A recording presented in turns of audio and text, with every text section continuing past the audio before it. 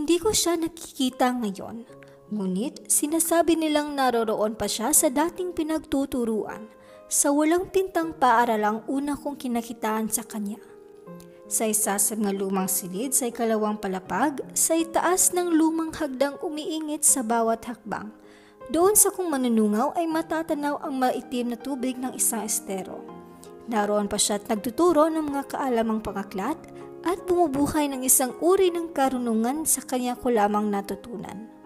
Lagi ko siyang inuugnay sa kariktan ng buhay, saan man sa kagandahan, sa tanawin, sa isang isipan, o sa isang tunog kaya nakikita ko siya at ako'y lumiligaya. Ngunit walang anumang maganda sa kanyang anyo at sa kanyang buhay. Siya ay isa sa mga pangkaraniwang guro noon. Walang sinumang nag-ukol sa kanya ng pansin.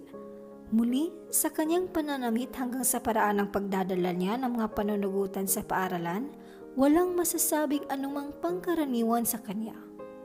Siya'y tinatawag naming lahat na si mabuti kung siya'y nakatalikod. Ang salitang iyon ang simula ng halos lahat ng kanyang pagsasalita. Iyon ang pumalit sa mga salitang hindi niya maalala kung minsan at naging pamuno sa mga sandaling pag-aalanganin. Sa isang paraang malirip, iyon ay naging salamin ng uri ng paniniwala sa buhay. Mabuti. Ang sasabihin niya. Ngayon magsisimula tayo sa aralin ito. Mabuti naman umabot tayo sa bahaging ito. Mabuti, mabuti. Hindi ako kailanman magtapat sa kanya ng anumang kung di lamang nahuli niya ako minsang lumuluha. Nang hapong iyo'y iniluha ng bata kong puso ang pambata ding suliranin. Nooy magtatakip silim na at maliban sa pagbugso-bugsong hiyawan ng mga nagsisipanood sa pagsasanay ng mga manlalaro ng paaralan, ang buong paligid ay tahimik na. Sa isang tagong sulok ng silid-aklatan, pinilit kong lutasin ang aking suliranin sa pagluha. Doon niya ako natagpuan. Mabutit may tao pala rito. Wika niyang ikinukubli ang pag-agam-agam sa narinig. Tila may suliranin. Mabuti sana kung makakatulong ako. Ibig kong tumakas sa kanya at wag nang bumalik pa kailanman. Sa bata kong isipan ay ibinilang kong kahihiyan ay kababaan ang pagkikita pa naming muli sa hinaharap. Pagkikitang magbabalik sa gunita ng hapong iyon. Ngunit hindi ako makakilos sa sinabi niya pagkatapos. Napatda ako na napaupong bigla sa katapat na luklukan. Hindi ko alam na may tao rito. Naparito ako upang umayak din.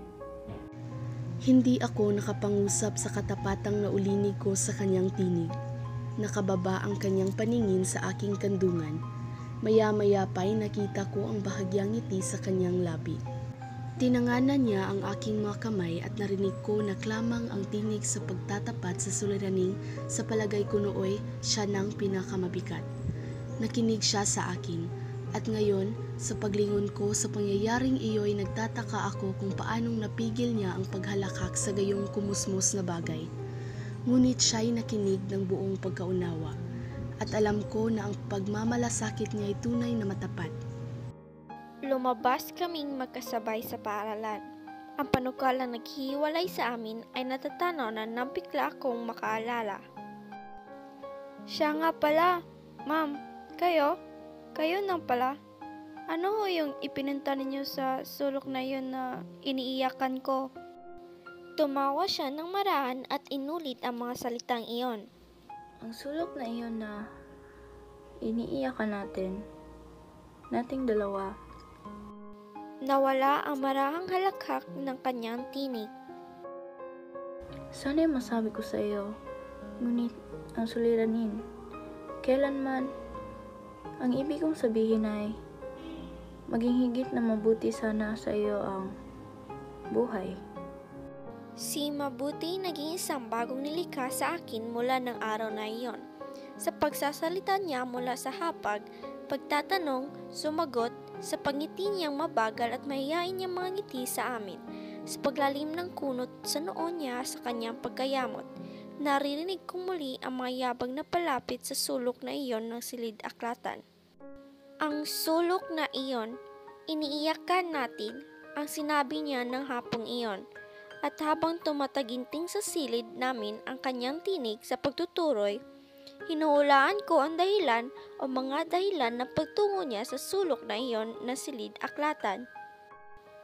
Hinuhulaan ko kung nagtutungo pa siya roon sa aming sulok na iyong aming dalawa. At sapagkat natuklasan ko ang katotohanan iyon tungkol sa kanya, nagsimula akong magmasid, maghintay ng mga bakas ng kapaitan sa kanyang sinasabi. Ngunit, sa tuwina, kasayahan, pananalig, pag-asa ang taglay niya sa aming silid-aralan. Pinuno siya ng maririkit na guni-guni ang aming isipan at ng mga tunog ang aming pandinig at natutuhan naming unti-unti ang kagandahan ng buhay. Bawat aralin namin sa panitikan ay naging isang pagtikhaw sa kauhaw namin sa kagandahan at ako'y humanga. Wala iyon doon kanina. Ang masasabi ko sa aking sarili pagkatapos na maipadama niya sa amin ang kagandahan ng buhay sa aming aralin.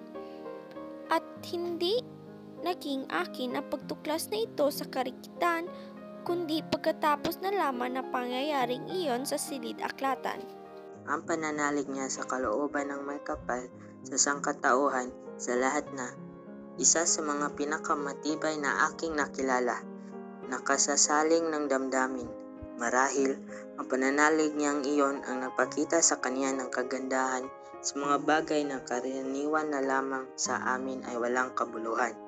Hindi siya bumabanggit ng anuman tungkol sa kanyang sarili sa buong panahon ng pag-aaral namin sa kanya. Ngunit, bumanggit siya tungkol sa kanyang anak na babae, sa tangi niyang anak, ng paulit-ulit. Hindi rin siya bumabanggit sa amin kailanman tungkol sa ama ng batang iyon. Ngunit, dalawa sa mga kamag-aral namin ang nakabatid na siya'y hindi balo. Walang pag-aalilangan, ang lahat ng bagay at pangarap niyang marikit ay nakapaligid sa batang iyon. Isinalaysay niya sa amin ang katabilang niyon, ang paglaki ng mga pangarap niyon, ang nabubuong layunin niyon sa buhay. Minsan tila hindi namamalayang nakapagpapahayag ang aming guro ng isang pangamba, ang pagkatakot niyang baka siya hindi umabot sa matayog na pangarap ng kanyang anak. Maliban sa iilan sa aming pangkat, paulit-ulit niyang pagbangkit sa kanyang anak ay iisa lamang ang mga bagay na pinagtitiisang pakinggan, sapagkat walang paraang maiwasan iyon. Sa akin, ang bawat pagbangkit ng iyon ay nagkakaroon ng kahulugan, sapagkat noon pa may nabubuo na sa aking isipan ang isang hinala. Sa kanyang magandang salaysay ay nalaman ang tungkol sa kaarawan ng kanyang anak, ang bagong kasuotan niyang may malaking lasong pula sa baywang, ang mga kaibigan niyong mga bata rin, ang kanilang mga handog. Ang anak niya ay 6 na taong gulang na. Sa susunod na taon, siya'y magsisimula na iyong mag-aral. At ibig ng guro naming maging manggagamot ang kaniyang anak at isang mabuting manggagamot. Nasa bahaging iyon, ang pagsasalita ng aming guro ng isang bata sa aking likuran ang bumulong, gaya ng kaniyang ama. Narinig ng aming guro ang sinabing iyon ng batang lalaki at siya'y nagsalita. Oo, gaya ng kanyang ama. Ang wika niya, ngunit tumakas ang dugo sa kanyang muka habang sumisilay ang isang pilit na ngiti sa kanyang labi. Iyon ang una at huling pagbanggit sa aming klase ang tungkol sa ama ng batang may kaarawan. Matiti ako nung may isang bagay ngang mali siya sa buhay niya. Mali siya ng ganoon na lamang, at habang nakaupo ako sa aking luklukan, may 2 dipa lamang layo sa kanya. Kumirot ang puso ko sa pagnanasang lumapit sa kanya. Tanganan ang kanyang mga kamay, gaya ng ginawa niya ng hapong iyon sa sulok ng silid-aklatan, at hilinging magbukas ng dibdib sa akin. Marahil makakagaan sa kaniyang damdamin kung may mapagtatapatan siyang isang taong man lamang. Ngunit ito ang sumupil sa pagnanasa kong yaon.